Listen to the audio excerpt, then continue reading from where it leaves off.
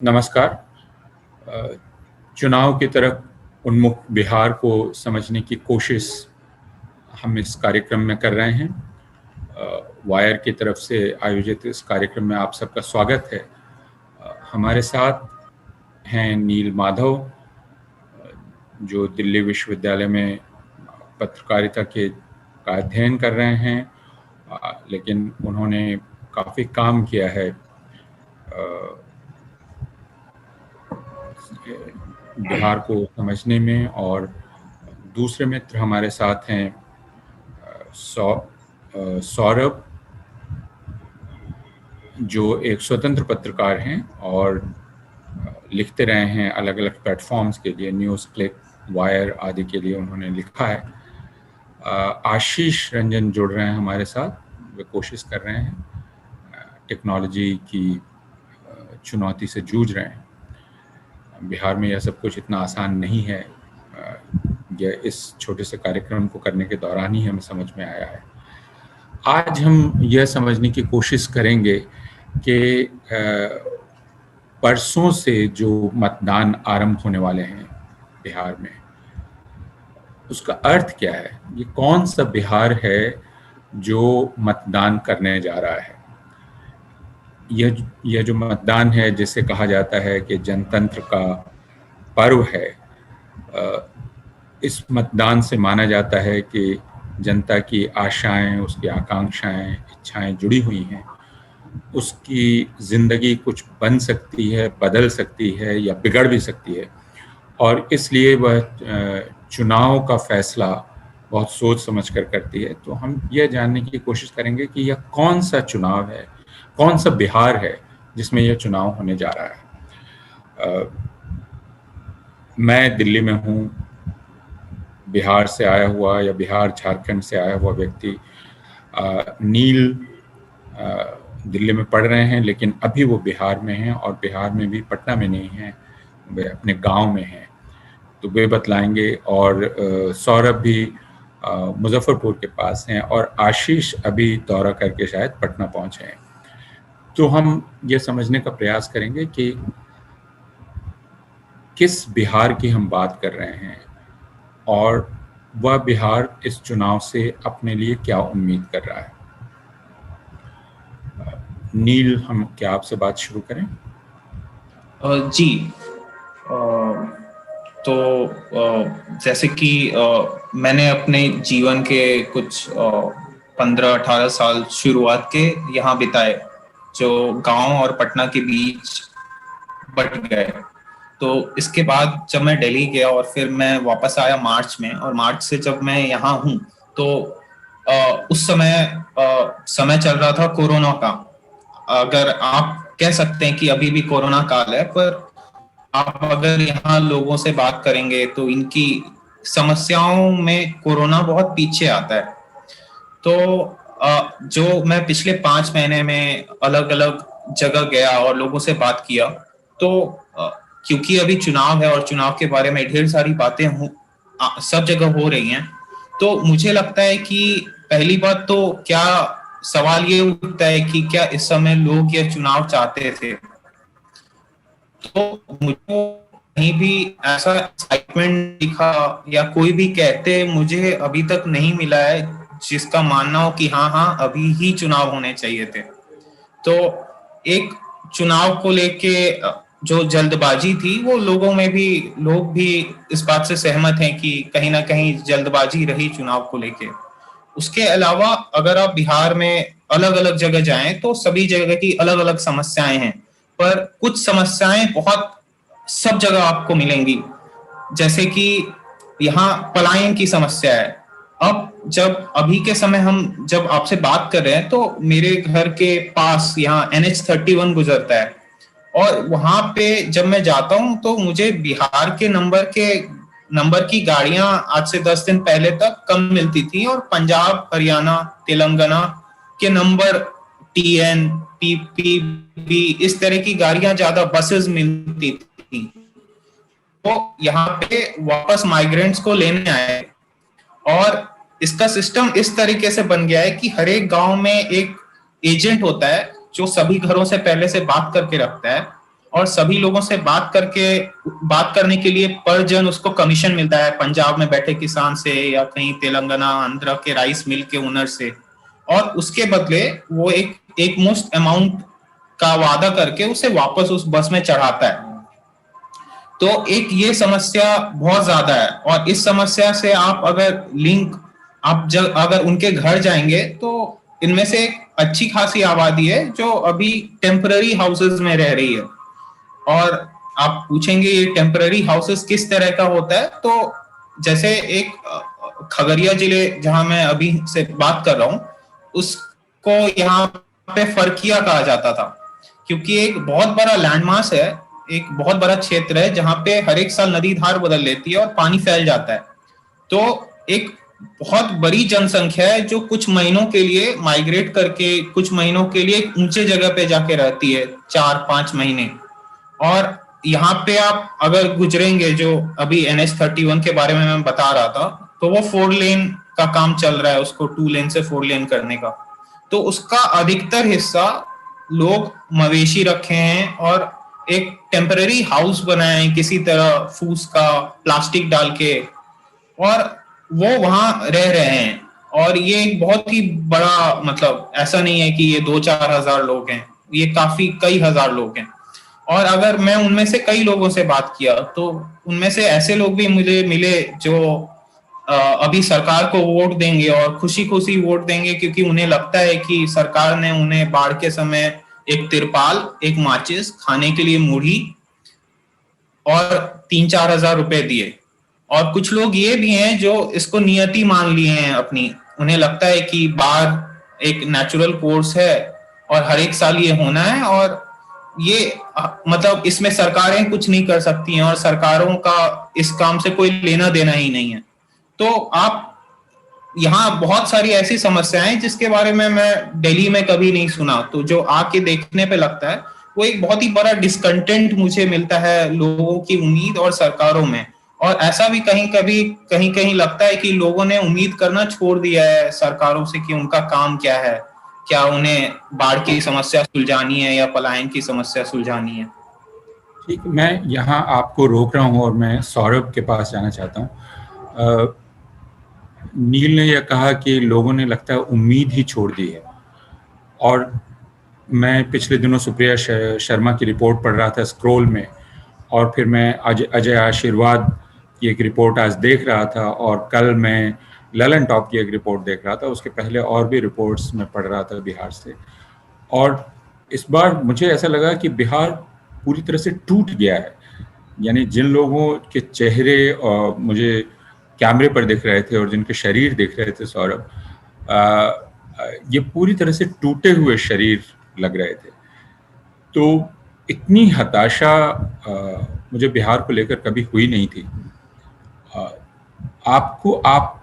आप इस चुनाव के पहले, चुनाव के दौरान घूम रहे हैं, तो नील जो ये कह रहे हैं कि लोगों ने उम्मीद ही छोड़ दी है, उनकी कोई उम्मीद नहीं है, इस चुनाव का उससे कोई रिश्ता नहीं है उनकी जिंदगी की उम्मीद से। सर, मैं इस बात से नील की बात से काफ़ी इत्तेफाक रखता हूँ कि बिहार 2005 के बाद 2005 के बाद का जो बिहार है वो 15 साल की जर्नी को लेकर काफ़ी थक चुका है और काफ़ी हताश है। जैसा नील ने कहा, कहीं ना कहीं लोगों को बहुत ज़्यादा फर्क नहीं पड़ता है कि सत्ता में कोई भी आए, क्योंकि कुछ ऐसी चीज़ें हैं, कई ऐसी समस्याएं हैं जो उन्हें लगता है कि नहीं, वो सुधरने वाली नहीं है।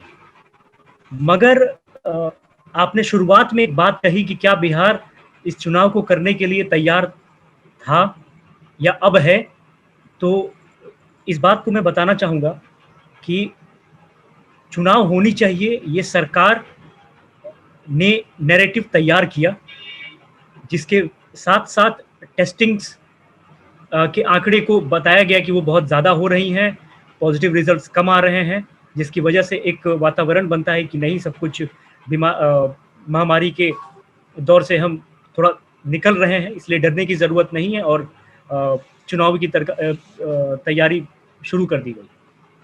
इस बात में लोगों ने अपनी हामी भरी नहीं है, क्योंकि ये एक 5 साल के बाद होने वाली प्रक्रिया है और इसमें लोगों की भागीदारी होनी है, इसलिए लोग इसका हिस्सा बन रहे हैं। और जब पॉलिटिकल पार्टीज नैरेटिव सेट कर देती है, कुछ सरकार एक नैरेटिव सेट कर देती है, तो कहीं ना कहीं लोग उसको नकार नहीं सकते हैं, इनडायरेक्टली डायरेक्टली उसे मानना पड़ता है, लोग उसका हिस्सा बन जाते हैं। तो तैयारी तो वैसी नहीं थी, मगर फिर भी चुनावी रैलियां हो रही हैं, भीड़ काफ़ी जुटाई जा रही हैं। और रही बात आकांक्षाओं की, तो समस्याओं का कोई अंत नहीं है, मगर हताशा जो है वो चरम पे है, जिसका नतीजा देखा जाता है कि कई सिटिंग एमएलएज जो हैं, सिटिंग मिनिस्टर्स को गांव में घुसने के बाद उनको लोगों का गुस्सा झेलना पड़ा है। तो ये साफ दिखाता है कि लोगों की जो सहनशीलता है, वो उसका जो बांध है वो कहीं ना कहीं टूट चुका है। मैं ये कह रहा था नील और सौरभ कि आपकी बातचीत से ऐसा लगता है कि एक तो लोग अभी तैयार नहीं थे इस चुनाव के लिए। सरकार चाहती थी कि चुनाव हो जाए और इसलिए सरकार ने ऐसा माहौल बनाया कि चुनाव हो। लेकिन दूसरे मुझे ऐसा लगता है कि चुनाव औपचारिकता जैसी है जिसमें लोग हिस्सा ले रहे हैं, और उस चुनाव में जो भी नतीजा आएगा उसका उनकी जिंदगी पर कोई असर पड़ेगा, इसमें उनका विश्वास नहीं है। अगर 15 वर्ष के बिहार को देखें तो 15 वर्ष में भले ही राष्ट्रीय मीडिया ने इसे एक सुशासन कहा हो, लेकिन 15 वर्ष में जो लोग बड़े हुए हैं, वयस्क हो गए हैं, उन्होंने किस प्रकार का बिहार देखा है, किस प्रकार के स्कूल, किस प्रकार के कॉलेज, किस प्रकार के स्वास्थ्य केंद्र, किस प्रकार की सड़कें, किस प्रकार की पुलिस और किस प्रकार की सरकार। तो लोगों की जिंदगी और चुनाव के बाद एक सरकार बनती है, वह सरकार लोगों से रिश्ता बनाती है, इन दोनों में कोई तालमेल बिहार में दिखलाई नहीं पड़ा है। यह कौन सा बिहार है जो वोट देने जा रहा है, हम इसको समझने की कोशिश कर रहे हैं। ये कौन सा बिहार है, वे कौन लोग हैं जो रैलियों में उमड़ रहे हैं। नील ने बतलाया कि पलायन एक बहुत बड़ा यथार्थ है बिहार का। सारे लोग जानते हैं कि पलायन एक बहुत बड़ा यथार्थ है, लेकिन बिहार के जीवन का अर्थ क्या है, मोल क्या है। मुजफ्फरपुर को कभी सौरभ कहा जाता था कि ये उत्तर बिहार की राजधानी है, लेकिन मैं दशकों से मुजफ्फरपुर को देख रहा हूँ कि वह एक चलने लायक शहर नहीं है। अब पटना भी उसी हालत में पहुंच गया है। तो हम किसी प्रकार की शहरियत का हमारे भीतर ख्याल भी नहीं है। पहले ऐसा नहीं था कि छोटे कस्बे, जैसे मैं सिवान जैसे कस्बे में पला और बड़ा हुआ, मुजफ्फरपुर भी एक शहर था, इन सब में शिक्षा का भी इंतज़ाम था, लोग रह सकते थे, जी सकते थे सम्मानपूर्वक। अब क्या स्थिति है?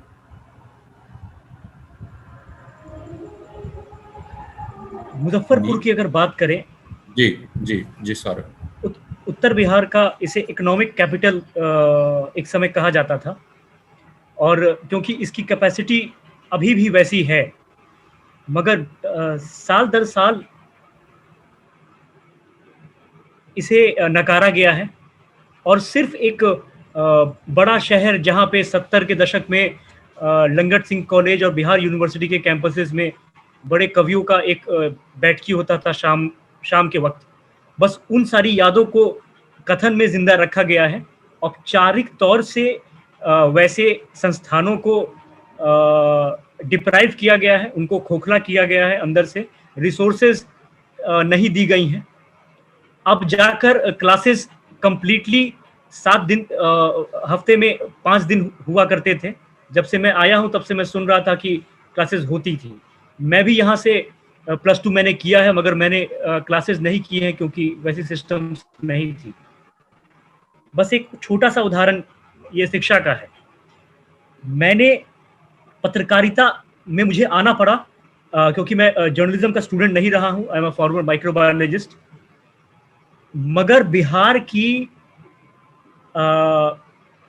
स्वास्थ्य व्यवस्था, चरमराती हुई स्वास्थ्य व्यवस्था ने मुझे मजबूर किया कि मैं कलम उठाकर उस पर रिपोर्ट लिखूं, जिसकी वजह से पीएमसीएच की बदहाल व्यवस्था को मैंने दिखाया। एसकेएमसीएच जो मुजफ्फरपुर स्थित अस्पताल है और मुजफ्फरपुर तिरहुत डिवीजन में एक सरकारी अस्पताल के रूप में 6 जिलों को कवर करता है। हम इस बात से पता लगा सकते हैं कि बीते 15 साल में सिर्फ सड़क और बिजली के बाद की जो बिहार है उसकी गाथा कहीं नहीं रची गई है और वो सफिशिएंट नहीं है। आज की जरूरत आर्थिक जरूरत ज्यादा है। सामाजिक तौर पे कहीं ना कहीं लोग जागरूक हैं और इस बात को लेने को तैयार नहीं है कि नहीं, आपने जो सुशासन लाया था वो 15 साल तक चलेगा। उसका एक अंत है, उसका एक सैचुरेशन पॉइंट है जो लगभग 2010 तक लोगों की सहमति से दिखा। मगर उसके बाद 2 चीजों से बिहार घिरा दिखा मेरे हिसाब से। एक है अपेक्षाएं और एक है उपेक्षित। काफी लोगों में इच्छाएं थी कि मुजफ्फरपुर का लहठी जो इंडस्ट्री है वो लहठी जो ऐश्वर्या राय के शादी में यहाँ से पार्सल होके जाता है। ये बहुत लोग यहाँ के जो निवासी हैं वो जानते हैं कि एक बहुत बड़ा डोमेस्टिक इंडस्ट्री है, चाहे वो लीची का इंडस्ट्री हो। आज तक एक फ्रूट प्रोसेसिंग इंडस्ट्री नहीं बैठना, ये अपने आप में बहुत बड़ा एग्जाम्पल शो करता है। और वैक्यूम है जिसको लेके ये गुस्सा लोगों में डिस्कंटेंट दिखता है। आपने जिस शहर की बात की उस शहर से बिहार तत्कालीन सरकार में अर्बन डेवलपमेंट मिनिस्टर, नगर विकास मंत्री जो है वो बिहार मुजफ्फरपुर के सिटिंग एमएलए हैं सुरेश कुमार शर्मा। और उनके मंत्रालय के रहते, उनके मंत्री रहते, मुजफ्फरपुर में जितनी बड़ी समस्या जल जमाव की देखी गई है वो शर्मसार करने वाली है। मुजफ्फरपुर स्मार्ट सिटी है, मगर उसके सड़कों पर चलने के बाद, उसके पर्यावरण को देखने के बाद, एयर क्वालिटी को देखने के बाद कहीं भी कोई कह नहीं सकता है कि नहीं 15 सालों में ये शहर विकास की ओर 1 इंच भी बढ़ा हो।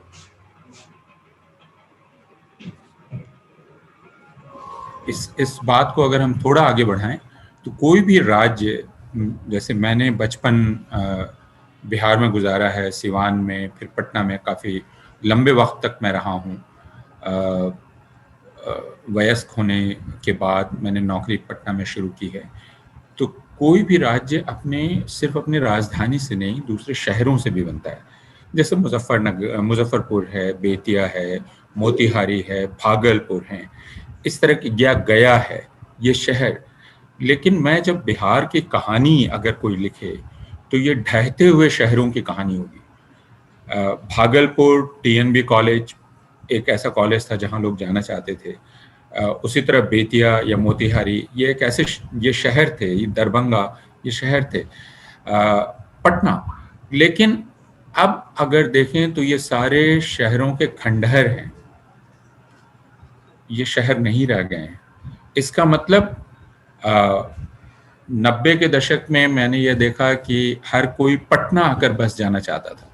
पटना में किसी तरह वह एक छोटा सा मकान रख ले, किराए पर रख ले, जो भी रख ले, पटना ही आकर बसना चाहता था। तो सारे शहरों का ध्वस्त होना, उसके साथ बिहार के ध्वस्त होने की कहानी जुड़ी हुई है। इस चीज़ की तरफ लोगों का ध्यान गया है या नहीं, क्योंकि इन सारे शहरों के साथ इनके शिक्षा संस्थान भी हैं और स्कूल भी हैं। हर शहर का एक जिला स्कूल होता था या एक बड़ा स्कूल होता था जिस पर उसको गर्व होता था। अब बिहार में कोई शहर नहीं है, कोई शिक्षा संस्थान नहीं है, कोई भी गर्व करने की चीज़ नहीं है। सिवान का डीएवी कॉलेज भी वह था जिस पर वहाँ के लोग गर्व करते थे। तो यह जो ध्वंस है पूरे बिहार का, इसके शहरों के ध्वंस के साथ जुड़ा हुआ है, इसको किस तरह से आप लोग देखते हैं? क्योंकि आप मेरी बहुत बाद की पीढ़ी के हैं। आपने खुद कहा सौरभ कि आप माइक्रोबायोलॉजिस्ट हैं और आपने जब बिहार में स्वास्थ्य की हालत देखी, ढहती हुई हालत, तब आपने कलम उठाई और लिखना शुरू किया। आप कैसे देखते हैं शहरों को? नील, अगर आप जी बोल सकें। जी, तो जैसे मेरी स्कूलिंग पटना में हुई, क्योंकि अगर आप हमारे गांव का कंपोजिशन देखें या किसी भी एक बड़े गांव का अगर बिहार में आप कंपोजिशन देखें, तो उसमें जो यूथ पॉपुलेशन है वो बहुत कम मिलेगा आपको, क्योंकि वो सारा यूथ पॉपुलेशन दो भागों में बट गया है। एक जिनके पास थोड़ा भी रिसोर्सेज है वो अपने बच्चे को किसी शहर में ज्यादातर कोशिश करते हैं कि पटना में एक कमरा लेके बच्चे को प्राइवेट स्कूल में पढ़ाएं, और एक बहुत बड़ा तबका है जो 15, 16, 17 साल में मजदूरी करने चला जाता है पंजाब, या फिर यहाँ से जो भी नियरेस्ट सेंटर हो, या फिर अपने किसी भी रिश्तेदार के यहाँ खोजा जाता है कि कौन सा रिश्तेदार के यहाँ इसे भेज दिया जाए ताकि वो वहां रह के कुछ सीख ले। तो ये मैं अभी कभी कभी निकलता हूँ गांव में और मुझे एक लगता है कि ये एक बहुत बड़ा ओल्ड एज होम है। यहाँ पे ऐसा कोई भी नहीं है जो यहाँ रह के कुछ कर सके। जो भी एबल्ड पर्सन है वो बाहर है यहाँ से, क्योंकि यहाँ की इकोनॉमी सस्टेन करती है। बाहर से जो लोग कमाते हैं वो खाते हैं, वो यहाँ लाते हैं पैसा और फिर यहाँ जीवन चलता है। क्योंकि आप अगर गांव की प्राइमरी इकोनॉमी देखें तो वो दो चीज पे ऐसे डिपेंड कर सकती है, एक खेती पे और दूसरा पशुपालन पे। और दोनों में हालत बहुत खराब है बिहार के किसानों के बारे में बहुत कम बात होती है, क्योंकि कंपैरेटिवली यहाँ सुसाइड रेट कम है। और इसका मेरा मानना है कि इसलिए भी कम है क्योंकि बाकी स्टेट्स की तरह जहां पे सुसाइड रेट ज्यादा है, वहां पे यहाँ से जो भी खेती करने वाला, किसानी करने वाला परिवार है, उसका एक आदमी वहां पे मजदूरी कर रहा होता है। तो अगर खेत डूबता भी है तो वो आदमी होता है पंजाब में या महाराष्ट्र में सपोर्ट करने के लिए। तो यहाँ से शुरू होता है शहरों का किस्सा। तो जो पहला नियरेस्ट अर्बन सेंटर होता है, सबसे पहले वहां लोग जाते हैं, और धीरे धीरे धीरे अगर आप पटना में देखें तो जब मैं पटना में स्कूल में पढ़ता था तो मेरे क्लास में बहुत कम ऐसे लोग थे जो पटना से थे या जो 2-3 पीढ़ी से पटना में रह रहे थे। तो मुझे ये लगा कि पटना एक शहर है जहां सब लोग आते हैं कुछ सालों की पढ़ाई करने के लिए, और फिर पटना में जब वो 12th करते हैं, तो जैसे कि जब मैंने पटना में 12th किया तो मुझे लगा कि पूरे पटना में एक भी ऐसा कॉलेज नहीं है या बहुत मुश्किल है जहां क्लासेस होते हैं। तो मुझे लगा कि एक और अब बड़े शहर की तरफ चलना चाहिए, और एक बहुत बड़ा जनसंख्या है पटना में जो अगर 12th करने के बाद बैंगलोर, दिल्ली, अलग अलग सिटीज में चला जाता है बहुत नॉर्मल बीए करने के लिए, बीए जैसे कोर्स करने के लिए, और ये सोच के जाता है कि कम से कम वहां 3 साल में बीए होगा, जो उसका न्यूनतम टाइम होता है, जो मतलब जितना टाइम में होना चाहिए, या फिर वहां कम से कम क्लासेस होंगी, वहां टीचर्स आएंगे क्लास में। ये सब जो बहुत ही कॉमन चीजें हैं जो हम बाय एज्यूम करते हैं कि बाय डिफॉल्ट सभी जगह हों, वो यहाँ पे है नहीं। तो वो फोर्स कर देता है लोगों को बाहर जाने के लिए। तो शहर के नाम पे यहाँ इंतजार करते लोग मुझे बस दिखते हैं जो किसी भी मौका, कोई भी ऐसा मौका मिले और वो यहाँ से आगे एक कदम बढ़ा सकें दिल्ली की तरफ। और वो भी ऐसा नहीं है कि बहुत बड़े अपॉर्चुनिटीज लेके या फिर ऐसा कोई उनका सपना चेज करने के लिए वो जा रहे हैं। वो बहुत ही बेसिक सर्वाइवल के लिए बहुत ही मिनिमम चीज, जैसे 3 साल में ग्रेजुएशन, ऐसी पढ़ाई जहां शिक्षक आते हो क्लास में, ऐसा काम जहां पे ऐसा काम यहाँ पे तो काम भी नहीं मिलता है तो एम्प्लॉयमेंट के लिए, या फिर कोई बीमार पड़ता है तो उसे एम्स ले जाया जाता है, क्योंकि पूरे बिहार में एक भी ऐसा अस्पताल नहीं मिलता है जहां इलाज कराया जा सके कई लोगों को। या फिर यहाँ पे मतलब एक रेफरल सिस्टम है। आप अगर यहाँ के सदर अस्पताल जाइएगा तो वो आपको पीएमसीएच रेफर कर देगा, आप पीएमसीएच जाइएगा तो वहां कुछ दिन में आपको एम्स रेफर कर देगा, और एक रेफरल सिस्टम चल गया है। तो ये सभी चीजों का भार बिहार से बाहर जाने के लिए हर एक दौड़ रहती है यहाँ पे।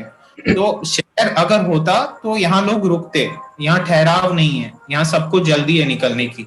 मेरा यही अनुभव रहा है यहाँ अपने आसपास के लोगों के साथ। सौरभ, क्या हम ये मान लें, अगर नील की बात को सुनते हुए आगे बढ़ें, और पहले आपने भी जो कहा कि दरअसल बिहार में किसी का कुछ दांव पे नहीं लगा हुआ है। हाँ ठीक है, बिहार में कुछ है, लेकिन बिहार से मेरा कुछ ऐसा जुड़ा हुआ है जो नहीं रहने पे मेरी ज़िंदगी इधर से उधर हो जा सकती है। ऐसा बिहार से मेरा रिश्ता नहीं है। तो बिहार में कुछ है नहीं जिसके लिए लोग पीड़ित हो सके। नील ने कहा कि लोग बहुत जल्दी में हैं, बिहार से निकलने की जल्दी में है। बिहार खुद एक बहुत बड़ा प्लेटफॉर्म हो गया। मैं शहरों के ध्वस्त होने की बात कर रहा था। आप बताएं सौरभ कि आपका अनुभव क्या है? वो छपरा हो, बेतिया हो, मोतिहारी हो, दरभंगा हो, मुजफ्फरपुर हो, पटना हो, भागलपुर हो, पूर्णिया हो, मुंगेर हो, ये सारे शहर थे जो जिनमें लोग जाते थे, जहाँ कुछ न कुछ था, और अब लगता है एक वीरानी सी है।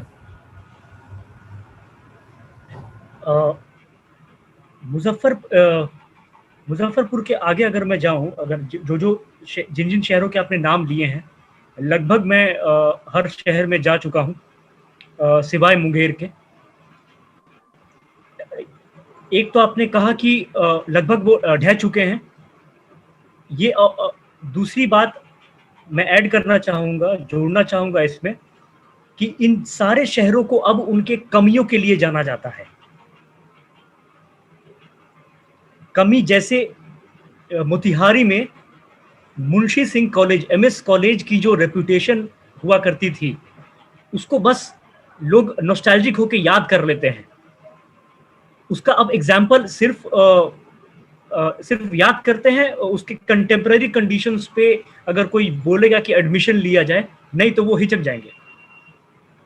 उसी तरह प्रेजेंट डीएमसीएच जो बहुत बड़ा संस्थान है, या दरभंगा मेडिकल कॉलेज जो उसके पैरेलली रन करता है, उसके रेसिडेंट डॉक्टर्स की जो व्यथाएं हैं, हाँ, वो बहुत ही ज़्यादा इग्नोर्ड है, और वो थोड़ा भी एक सेटिस्फैक्शन, एक रे ऑफ होप नहीं दिखाती है।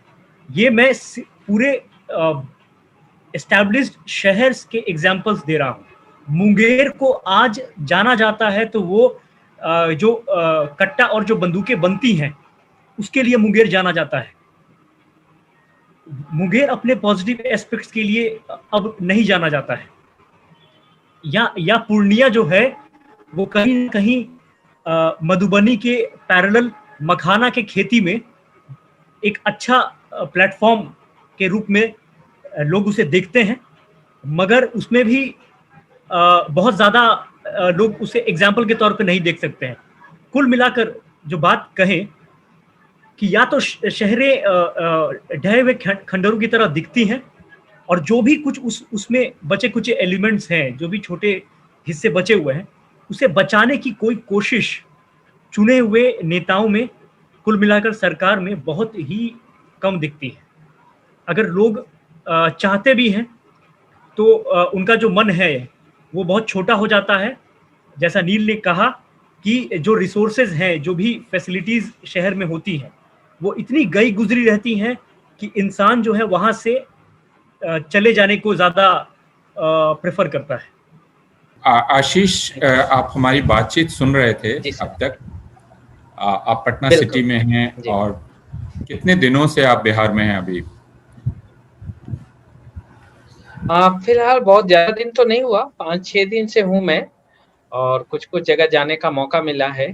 और अभी फिर जब तक इलेक्शन है अभी यहाँ रहूंगा, और देखता हूँ आगे कहाँ जाता हूँ। शायद खासकर दूसरे फेज और तीसरे फेज में जो जहाँ जिन जिला में, जिन कॉन्स्टिट्यूएंसी में चुनाव होने वाले हैं, उस तरफ जाने की कोशिश होगी आगे के दिनों में।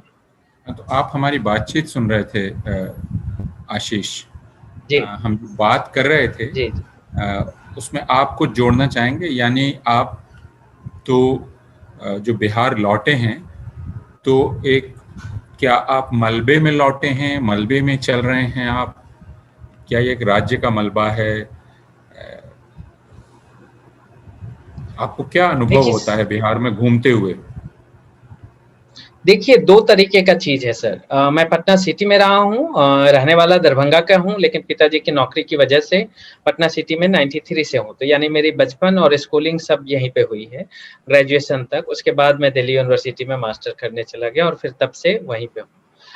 जो एक चीज बिल्कुल नहीं बदली और उस चीज से मुझे बहुत थोड़ा हो सकता है मेरा फ्रस्ट्रेशन लेवल हो या जो हो, वो पटना सिटी से पटना जंक्शन पहुंचने तक में हमारे पास 2 संसाधन है। सार्वजनिक की बात करूँ तो एक ऑटो, टेम्पो, जिसमें 3 की जगह 4 लोगों को बैठ के जाया जाता है, और दूसरी ट्रेन। लोकल ट्रेन का चूँकि कमी है, तो यातायात के साधन बहुत कम है। जो 2 प्रॉब्लम होते हैं ऑटो में, एक तो टाइमिंग पहले की तुलना में 1-2 सालों से थोड़ी-सी बेहतर हुई है। पहले जो 1 घंटे लगते थे, अभी 40 मिनट लग रहे हैं। लेकिन जो धूल और जो धुआँ, इन दोनों का इतना व्यापक असर आज भी है। ये मैं 10 साल पहले या 15 साल पहले जो स्थिति थी और आज की स्थिति है, इसमें कोई बहुत बड़ा बदलाव नहीं हुआ। जब तक आप पटना सिटी से पटना जंक्शन तक पहुँचेंगे, तो उसको ठेठ बिहारी भाषा में कहते हैं भकवा जाना। मतलब आपका मतलब ऐसे आपका हेडेक हो जाएगा चेहरे पे कि आप कुछ फ्रेश वहाँ पे जाके काम करना चाहेंगे तो बड़ा मुश्किल होगी। खैर, तो ये चीज़ें तो यही मेरा अपना पर्सनल ओपिनियन है इस चीज़ को लेके। हो सकता है कि मुझे प्रॉब्लम आए, क्योंकि दूसरा जो रास्ता है मछरहट्टा होते हुए पटना गांधी मैदान जाने का, उसमें भी जाम-वाम इतने ज़्यादा हैं आपको कि आप 1 डेढ़ घंटा पहले आपको से गुजरना पड़ेगा। तो ये चीज़ें नहीं बदली है। हाँ, इस बीच में कुछ चीज़ें बदली ज़रूर है। मैं अलग-अलग शहर भी गया हूँ और पटना, चूँकि दरभंगा मेरा घर है, पटना दरभंगा, और 2015 की चुनाव भी मैंने कवर किया था। और वो मेरा फील्ड में जाके ग्राफिक स्टाइल चुनने का उसी समय से मेरी शुरुआत थी। तो जो एक बड़ी बदलाव देखने को मिली, वो इंफ्रास्ट्रक्चर और खासकर रोड्स के ऊपर। और इस चीज़ को हम दरकिनार नहीं कर सकते हैं कि रोड्स के मामले में पिछले 15 साल पहले जो स्थिति थी और आज जो स्थिति है, उसमें एक ज़मीन आसमान का फ़र्क दिखता है। वो साफ तौर पे पता चलता है। उसकी साफ-सफाई बिल्कुल वैसे ही है, कोई बड़ी उसमें उपलब्धि नहीं है, लेकिन आपको हाईवे दिख जाएँगे, गाँव को जोड़ती हुई सड़कें दिख जाएँगी। ये सब चीज़ें थोड़ा बहुत परिवर्तन हुआ है। जो बड़े परिवर्तन मैं ज़्यादा समय तो नहीं ले रहा हूँ ना, कंटिन्यू करूँ ना या आप कुछ नहीं, प्लीज। हाँ, जो बड़ी परिवर्तन मुझे दिखने को मिलती है, एक पॉलिटिकल साइंस के स्टूडेंट होने के नाते, सोशल साइंस के स्टूडेंट होने के नाते, वो ये मुझे दिखती है कि जो बिहार, जहाँ पे लैंड को लेके या जहाँ पे एक सामाजिक संघर्ष रहा है, शुरुआती दौर से 80-90 में वो जातीय संघर्ष में तुलना लिया, 90 के दशक में जो एक सामाजिक परिवर्तन हुआ, सामाजिक जो उद्धार हुआ, उसकी एक श्रेणी जो है 2005 के बाद और खासकर ये जो पंचायतों में जो रिजर्वेशन लागू किया गया था ईबीसी के लिए, महिलाओं के लिए, तो उसकी वजह से एक आमूल-चूल परिवर्तन हुआ है। और ये मेरे ख्याल से ये एक बड़ा संकेत है। उसको एक मैं कड़ी के रूप में भी देखना चाहता हूँ कि आप देखेंगे कि जो 90 के दशक में जो क्षेत्रीय दलों का उभार होता है, जो लालू राज आती है, उसके कई किंतु-परंतु हैं। उसमें हम वो एक अलग बहस है और उसकी एक बड़ी लंबी विमर्श का दौर चलते रहा है। वो कोई नई बात नहीं है हमारे डिस्कोर्स में। लेकिन जो सामाजिक उद्धार हुआ था, जैसे कि जो निचले तबके के लोग थे, जिनको बोलने का, समझने का एक सहभागिता कहते हैं राजनीतिक कार्यक्रम में, जो प्रोफेसर योगेंद्र यादव जी की जो एक थीसिस भी है सेकंड डेमोक्रेटिक अपसर्च की, उसमें भागीदारी काफ़ी उनकी बढ़ी थी। वो भागीदारी जाके जो 2005 में नीतीश कुमार की सरकार आती है और 2006 में जो पंचायती राज एक्ट को रिन्यू किया जाता है, उसमें जो रिजर्वेशन दिया गया अति पिछड़ों को, महिलाओं को और अन्य कुछ जातियों को, उसका एक बड़े पैमाने पे जो धीरे धीरे अभी परिणाम देखने को मिलता है वो ये कि सामाजिक उत्थान उद्धार के साथ साथ एक राजनीतिक उद्धार या कहे कि राजनीतिक इमेंसिपेशन और एम्पावरमेंट दोनों रूप से ग्रामीण इलाकों में, समाज के इलाकों में पड़ा है, जो एक बड़ी चीज नहीं हो पाई और उसके लिए शायद अभी बिहार इंतजार कर रहा है या उस रास्ते की तलाश में है। वो ये जो एक क्रम है सामाजिक राजनीतिक के बाद जो आर्थिक उद्धार की जो बात हो रही है, क्योंकि आर्थिक रूप से बिहार बहुत पिछड़ा है और अभी कितना समय हमें उस पर काम करने को मिलेगा, यहाँ की सरकारें और पार्टियां कितनी जागरूक हैं और सीरियसली ले रही हैं उस बात को लेके, ये तो हमें तब पता चलेगा। लेकिन जो ये एक सोशल साइंस के विद्यार्थी होने के नाते मुझे लगता है कि ये अपने आप में एक बड़ा परिवर्तन की ओर संकेत है। इस बात से तो हर कोई सहमत है कि राजनीतिक तौर पर, लेकिन हम यही समझने की कोशिश कर रहे हैं कि जिसे हम राजनीति कहते हैं उसका मेरी अपनी ज़िंदगी से क्या नाता है। हम कह रहे हैं कि राजनीतिक तौर पर काफ़ी तब्दीली आई है और लोगों में उभार आया है, ताकत आई है स्वर में, लेकिन एक काम चलाऊ जिंदगी जीने की आदत सी पड़ गई है। ये एक तरह का, जैसे आप अंग्रेजी में कहें, ट्रेड ऑफ है कि आप ये ले लीजिए और इसकी उम्मीद छोड़ दीजिए। और जिंदगी की परिभाषा ही बिहार में बदल गई है, यानी जीवन की जो न्यूनतम रेखा है उस पर रहना लोगों ने स्वीकार कर लिया है, इसी पर रहा जाएगा। उसके बाद जो कुछ भी है वह नोच खसोट है, आप कृपा है किसी की, आप किसी के पैट्रोनेज में रहें तब आपको वो चीज़ मिल जाएगी, यह मान लेना है। तो 20 वर्षों में जिस तब्दीली की बात आशीष आप कर रहे हैं, उस तब्दीली ने जीवन के बारे में हमारी कोई राय बनाई नहीं है। जिन लोगों में या मुझसे एक मेरे मित्र हैं देवेश कपूर, जो अभी जॉन हॉपकिंस में हैं, पहले यूनिवर्सिटी ऑफ पेंसिल्वेनिया में थे कैसी के डायरेक्टर, वे अक्सर पूछते थे कि सामाजिक न्याय का आंदोलन जिन नेताओं ने चलाया, आखिर उन्होंने बिहार की शिक्षा व्यवस्था को अगर ध्वस्त नहीं किया तो ध्वस्त होने क्यों दिया? क्योंकि उनके समुदायों की ही पहली पीढ़ी के बच्चे बच्चियां इन शिक्षा संस्थानों में जाने वाले थे। फिर यह पूरी तरह से उस राजनीति के हित में था कि ये शिक्षा संस्थान दृढ़ हों, जहां उन समुदायों के बच्चे आ रहे हैं जो साधनहीन हैं और जिन्हें वहां से शिक्षा मिले। क्या यह जानबूझकर किया गया या यह एक दृष्टिहीनता थी? राजनीति की परिभाषा ही अलग थी। इसको समझने का हम प्रयास कर रहे हैं। इसलिए मैंने कहा कि किसी राज्य की जो समझ होती है, किसी राज्य की एक पूरी तस्वीर जब हमारे सामने उभरती है, तो हम कहते हैं कि यहाँ, जैसे मेरे बचपन में मढ़ौरा में टॉफी की फैक्ट्री हुआ करती थी, मॉर्टन की टॉफी फैक्ट्री हुआ, तो हम कहते थे मॉर्टन टॉफी सिवान के बगल में है। हर जगह का कुछ था, एक कॉलेज था, लेकिन अब राजनीति का एक खोल है और जिंदगी गायब है। इस बात को हम समझने की कोशिश कर रहे हैं। हम खुद को तसल्ली देते हैं और एक मिथ बिहार का खड़ा करते हैं कि बिहार राजनीतिक रूप से काफ़ी सजग है, काफ़ी सक्रिय है, वहाँ के लोग बहुत राजनीतिक रूप से आगे बढ़े हुए हैं, वे देश को रास्ता दिखाते हैं। लेकिन ये मेरी समझ के बिल्कुल बाहर है कि जो राज्य देश की राजनीति को रास्ता दिखाने का दावा करता है, वो राज्य लगातार दलदल में धंसता चला जा रहा है और अपने बारे में एक खुशफहमी पाले हुए है। और जितने राजनीति विज्ञानी हैं और राजनीति शास्त्री हैं, उन्होंने भी उस खुशफहमी को बनाए रखने में काफ़ी बड़ी भूमिका निभाई है। जो पर्चे लिखा करते हैं, यानी इन दोनों के बीच की फांक को कभी उन्होंने देखने की कोशिश नहीं की।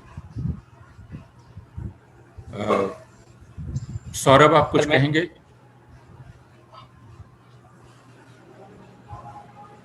बाद में मैं कुछ जोड़ना चाहूंगा। हाँ जी आशीष, जरूर, अगर इजाजत हो। सौरभ? नहीं बिल्कुल। सौरभ, आप कुछ जोड़ेंगे? नहीं, इस बात से बहुत इत्तेफाक रखता हूँ। मैं जो आपने कहा कि अक्सर लोगों का कहना है कि बिहार की जो राजनीतिक चेतना है वो देश को दिशा दिखाती है, मगर इसके सत्ता को हासिल करने वाले लोग चाहे जिस भी विचारधारा के लोग रहे हों, इस पिछले 30 साल का अगर एक आकलन करें, कहीं ना कहीं वो politics for sake of doing politics वाली बात आ जाती है कि चुनाव लड़कर सत्ता हाथ में आया है और बस सत्ता में बने रहना है। जो फंडामेंटल चेंजेस हैं, जो बेसिक रिक्वायरमेंट्स हैं, उस पर ज़रूर काम करना है, मगर उस बेसिक रिक्वायरमेंट्स में मुझे जो लगता है एक समाज के लिए स्वास्थ्य और शिक्षा का सुदृढ़ नहीं होना अपने आप में एक बहुत दुखद घटना जैसी है। तो आशीष, मैं जी सॉरी आप बोलिए। नो सर, ये थोड़ा सा पॉलिटिकल इग्नोरेंस है और थोड़ा सा डेलिबरेट है बस। तो आशीष, मैं यही जानना चाहता हूं कि आखिर 15 वर्ष तक लालू यादव और उनका दल शासन में रहा और हम ये कहते रहे कि काफ़ी उभार हो गया है, राजनीतिक उभार हो गया है, पिछड़े तबकों में उनमें ताकत आ गई, ये जुबान उनको मिली है और ये बिल्कुल सही बात थी। लेकिन यह मान लिया गया कि यह जनता कुछ भी नहीं मांगेगी। उसी तरह नीतीश कुमार आए और नीतीश कुमार के आने के बाद सड़कें ठीक हुई कुछ, लेकिन आशीष अब यह भी सच्चाई है कि जो सड़कें बनी थी वो काफी टूट भी चुकी हैं जी। और अप्रोच रोड्स बिल्कुल नहीं हैं जिनके बारे में बात हुई थी। तो हाईवे हैं, लेकिन वो हाईवे सिर्फ उस बिहार से लोगों को बाहर ले जाने के लिए। और मैं तो सिर्फ ये देख के हैरान था कि कोई मुख्यमंत्री इतना अहंकारी हो सकता है कि वो ये कहे कि जो लोग लौट के आना चाहते हैं मैं उनको आने नहीं दूंगा। तो यह अहंकार उसमें पैदा कैसे हुआ, ये घमंड उसमें कैसे पैदा हुआ, यह जनता ने यह भ्रम नेताओं में पैदा होने कैसे दिया? तो ये किस प्रकार की राजनीतिक रूप से सशक्त जनता है, यह हम जानना चाह रहे हैं। सर, इस बात को लेके मेरे अंदर कुछ समय से एक सोच बनती आ रही थी कि क्या हो रहा है बिहार की राजनीति में। कुछ सोच भी रहा था। एक संदर्भ में हम देखें, और आप तो इस चीज को भली भांति जानते हैं कि संघर्षों का एक बड़ा इतिहास रहा है बिहार में, खासकर चाहे जातीय संघर्ष हो, सामाजिक संघर्ष हो या राजनीतिक संघर्ष। लेकिन 1990 के बाद से उस संघर्ष में जो सोशल एम्पावरमेंट मिला था, उसके बाद से उस संघर्ष में एक मुझे लगता है कि बहुत बड़ी खामियां ये आई है कि विदिन या तो लोग सामाजिक उत्थान समझ के ही वहां पे रुक गए हैं, तो उसके बाद ना तो कोई हमारा लीडरशिप इमर्ज हुआ है, और ये नेशनल लेवल पे है, ऐसा नहीं है कि बिहार में ही है। लेकिन न पोस्ट 90s में जो पोस्ट मंडल की पॉलिटिक्स में मुझे लग रहा है 2-3 चीजें काफी अहम हुई है। एक तो ये हुई है कि जो जज्बा या जो लड़ाई थी उसको शायद 90 पे जाके खत्म मान लिया गया बिहारी समाज में, क्योंकि उसके बाद कोई बड़े मुद्दे पे, अगर मैं बिहार की ही बात करूं तो कोई बड़ा संघर्ष दिखने को नहीं मिलता है। और जब सामाजिक संघर्ष या सामाजिक आंदोलन नहीं होगा किसी भी सोसाइटी में, तो वहां से कोई लीडर नहीं इमर्ज होंगे, और जब लीडर नहीं इमर्ज होंगे, कोई नेता नहीं आगे आएगा, तो स्वाभाविक सी बात है कि कोई महत्वपूर्ण मुद्दा या एक तरीके से कहिए कि जो समाज को आगे ले जाने का एक जो एजेंडा होता है, एक जो आइडियाज होता है, क्योंकि आप प्रॉब्लम में एंगेज नहीं हो रहे हैं तो आपके पास आइडियाज के बारे में, उससे निकलने के बारे में एक सुचारू रूप से एक महत्वपूर्ण आइडियाज नहीं आएंगे। तो ये जो हुआ है, ये एक बहुत बड़े लेवल पे एक डिक्लाइन हुआ है। और मैं चूंकि खुद बिहार से हूं, तो कभी कभी मुझे बहुत गुस्सा आता है, थोड़ा फ्रस्ट्रेशन भी बढ़ जाता है कि ऐसे कैसे हो गया, ये समाज जो इतना संघर्षशील समाज रहा है वो कैसे एक को सत्ता देता और फिर लंबे समय के लिए जो सरकार को और सत्ता को माई बाप समझ के फिर भूल जाता है। माई बाप या कह रहे हैं अपने नसीब के भरोसे जिंदगी जीने लगता है। वो आखिर फाइट क्यों नहीं कर रहा है, काउंटर बैक क्यों नहीं कर रहा है? वो अपने एम्पावरमेंट के बाद जो अपने उसके अधिकार हैं उसके लिए वो लड़ाई क्यों नहीं कर रहा है? और उसमें मुझे दो अहम चीज दिखने को मिलता है। एक तो पॉलिटिकल क्लास या पॉलिटिकल एलीट जो है वो पिछले 20-30 सालों से कोई आगे नहीं है, कोई बड़ा चेहरा या बड़ा नाम जो एक आइडिया के बेसिस पे, एक विचार के बेसिस पे आया हो, ऐसा देखने को नहीं मिलता। दूसरी बात, जो सोशल एम्पावरमेंट हुआ उसके बाद से आप देखेंगे 90 के बाद से धीरे धीरे बिहार में माइग्रेशन जो है, इंटर स्टेट माइग्रेशन की रफ्तार काफी बढ़ी, जिसके वजह से बड़े पैमाने पे यहाँ के लोग जो कुछ शिक्षित भी थे और कुछ जो शिक्षा के चाह में थे, तो शिक्षा के लिए और रोजगार के लिए बड़े पैमाने पे उनका दिल्ली, महाराष्ट्र, पंजाब, कर्नाटका इन सब राज्यों में पलायन हो गया। तो जो एक जो कहते हैं कि जो आपके अंदर आपका दुख दर्द है, जो आपको लगता है कि सत्ता से हमें ये चीज पानी है और उसके लिए वो लड़ने की जो भूख होती है आपके अंदर, तो आपने वहां सत्ता से संघर्ष नहीं किया और अपनी बदनसीबी या अपनी अक्षमता को समझ के दूसरे शहर में रोजगार के लिए चले गए। तो इस वजह से क्या है, जो संघर्ष की जो इंटेंसिटी है वो काफी कमजोर पड़ गई, और जो कमजोर पड़ गई तो इसीलिए जो एक बिहारीपन है कहिए या बिहारी के लोग के जो बीच का जो जज्बा था वो माई बाप सरकार और माई बाप से रिलेटेड रह गया, और यहाँ से ये धीरे धीरे इतना ना कमजोर हो गया है कि कभी कभी बड़ा ही अफसोस लगता है कि ये कैसे हो सकता है कि जो जहां बाकी इसी भारत में अलग अलग भारत के ही अलग अलग राज्यों ने पोस्ट 90s में कई बड़े पैमाने पे थोड़ा विकास का रास्ता देखा। ऑफ कोर्स मैं ये इस बात को दरकिनार नहीं कर सकते हैं कि बिहार की कुछ अपनी भी प्रॉब्लम है, भौगोलिक रीजन है, लेकिन ऐसा भी नहीं है कि कम से कम वो अगर सरकार के साथ या पॉलिटिकल पार्टी के साथ एक बड़े आंदोलन में भाग लेते या सरकार को मजबूर करते, क्योंकि सिविल सोसाइटी मूवमेंट तो रहा नहीं है पिछले 20-30 सालों से देखे तो कोई बड़े पैमाने पे कोई मूवमेंट रहा ही नहीं है। सिर्फ जो कुछ एनजीओज या उस टाइप के जो लोग थे, जो थोड़े से इंटेलेक्चुअल क्लास के लोग थे, वो मूवमेंट के बजाय सरकार के साथ कॉपरेशन के साथ कुछ अलग अलग जैसे जीविका लीजिए या ऐसे कुछ कुछ चीजें जो है उसमें इन्वॉल्व हो गए। तो संघर्ष का जब आप बड़े पैमाने पे मुद्दा नहीं उठाएंगे और लीडरशिप नहीं होगा, तो फिर लोग बाग जो ऑलरेडी असुविधा में हैं आर्थिक और सामाजिक रूप से, उन्होंने एक बड़ी परेशानी झेली है और झेलते आ रहे हैं, तो उसको लेके जब तक कोई एक लीडर नहीं इमर्ज होगा तब तक एक बड़े संघर्ष, एक फाइट या उनको अपने अधिकारों के लिए लड़ने का जज्बा कमजोर हो ही जाएगा।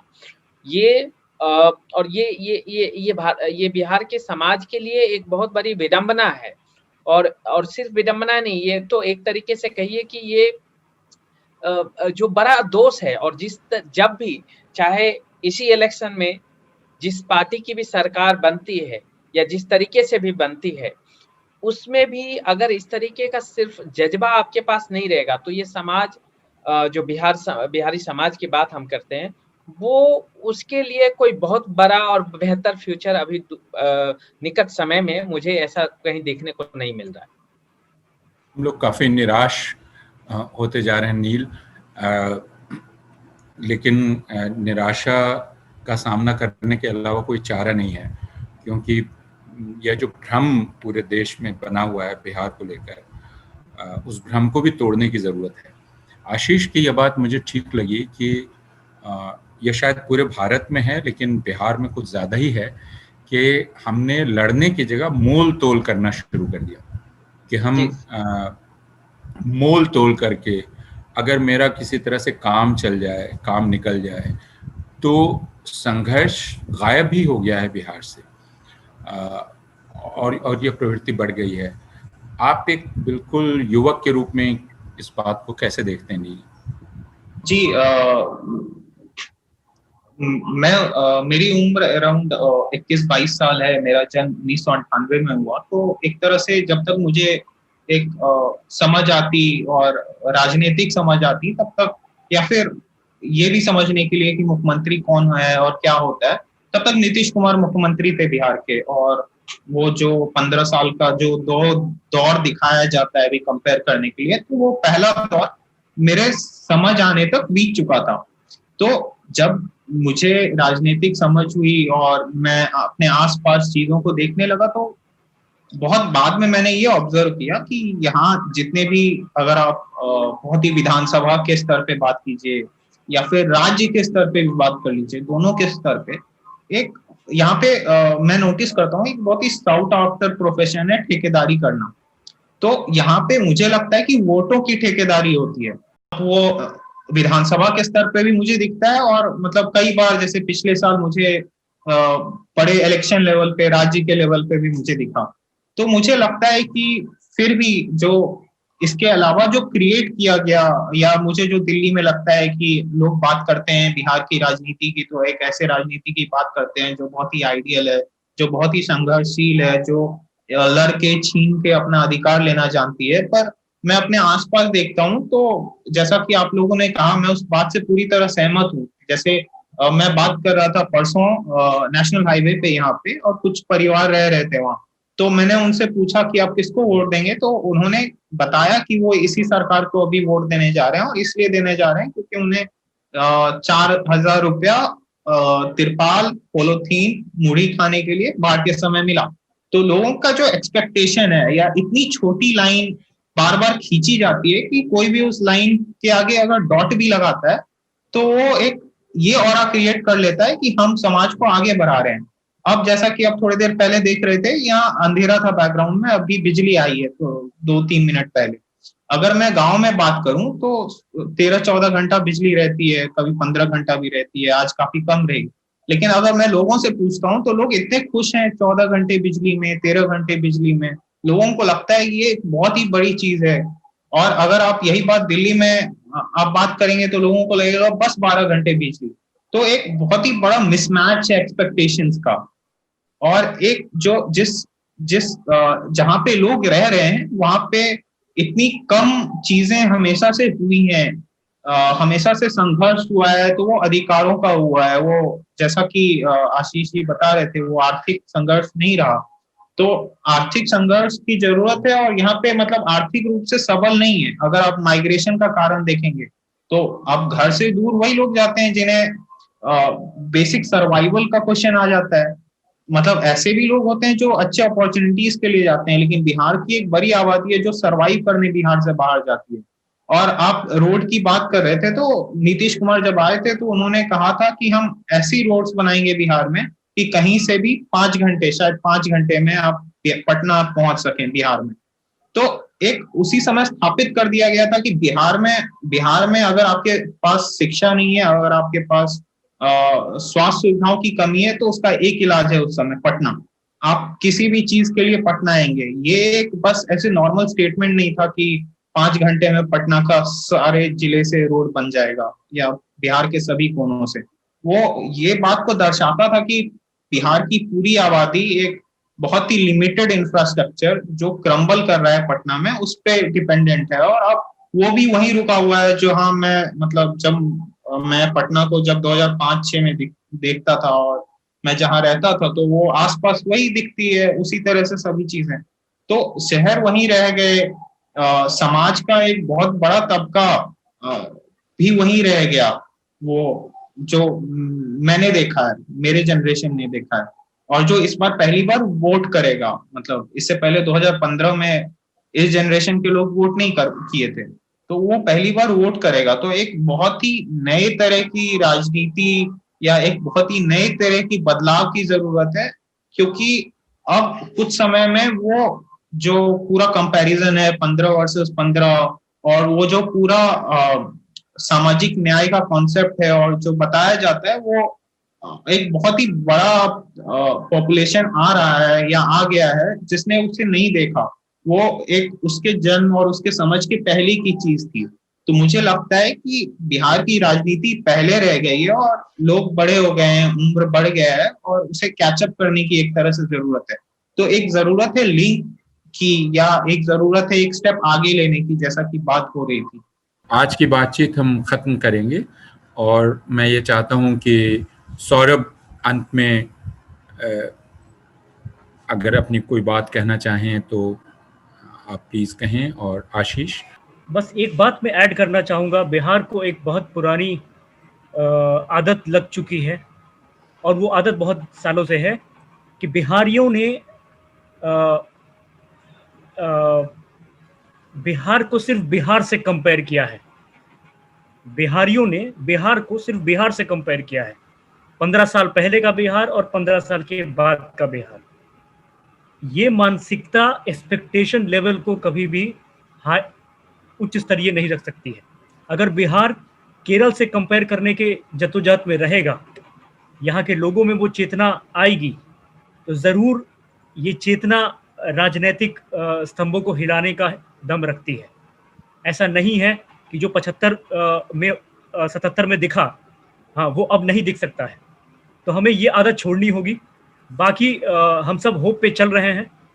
लोग जहाँ बिहार छोड़ के जाते हैं, मैं बड़े आशाओं के साथ बिहार लौट कर आया हूँ, तो मुझे इस बात का विश्वास है कि असंभव कुछ नहीं है और बूंद बूंद से घड़ा भरता है। अब देखते हैं कि आने वाली जो समय है वो कहाँ तक हमें ले जाती है।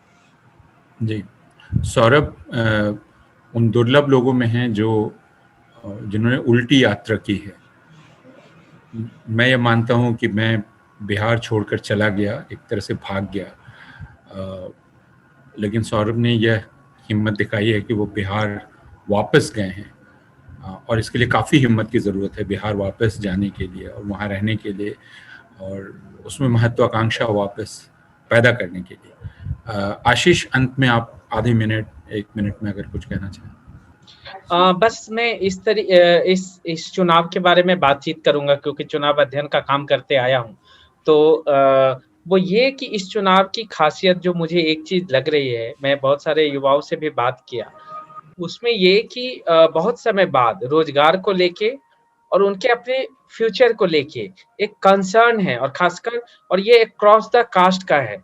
मतलब ये जो एक युवाओं में जो बाउंड्रीज एक क्रॉस द कास्ट रोजगार को लेके, उनको अपने एजुकेशन को लेके जो कंसर्न है, वो कहीं ना कहीं मुझे एक पॉजिटिव संकेत देती है। अब ये कितना मजबूत है ये संकेत और कितना समय तक चलेगा, ये कहना शायद मेरे जैसे लोगों के लिए थोड़ी जल्दबाजी होगी, लेकिन कहते हैं कि अगर शुरुआत किसी चीज की हो रही है और एक शुभ संकेत के साथ, और चूंकि हमारी जो आबादी है देश की और बिहार की भी एक बड़ी आबादी बहुत यंग है, उसमें इस तरीके का रोजगार अपने फ्यूचर और अपने अधिकारों के लिए, अपने कंसर्न के प्रति एक जो रायशुमारी और एक जो आइडिया डेवलप हो, तो वो कहीं ना कहीं इस समाज के लिए और बिहार राज्य के लिए एक बेहतर एक शुभ संकेत माना जा सकता है। बहुत बहुत धन्यवाद आशीष, सौरभ, नील, आप सबका। बिहार में आती जाती हुई बिजली और झूलती हुई कनेक्टिविटी के बीच हम लोगों ने बातचीत आखिर कर ही ली है और जैसे बिहार में लोग आखिर जी ही लेते हैं कुछ उसी तरह से। लेकिन जैसा सौरभ कह रहे थे कि हमें महत्वाकांक्षा पैदा करनी ही होगी, हमारे पास और कोई विकल्प नहीं है। और आशीष आशावान है, ये जो चुनाव हो रहे हैं, ये हो सकता है उसके लिए कोई रास्ता खोलें। हम लोग बातचीत का दूसरा दौर करेंगे, लेकिन आज हम अपनी यह बात यहाँ स्थगित करते हैं। एक बार फिर आप सबका बहुत बहुत शुक्रिया। द वायर के और वीडियोस देखने के लिए सब्सक्राइब करें और बेल आइकन पर क्लिक करें। स्वतंत्र पत्रकारिता की आर्थिक मदद करने के लिए डिस्क्रिप्शन में दिए गए लिंक पर जाएं और अपनी राशि चुनें।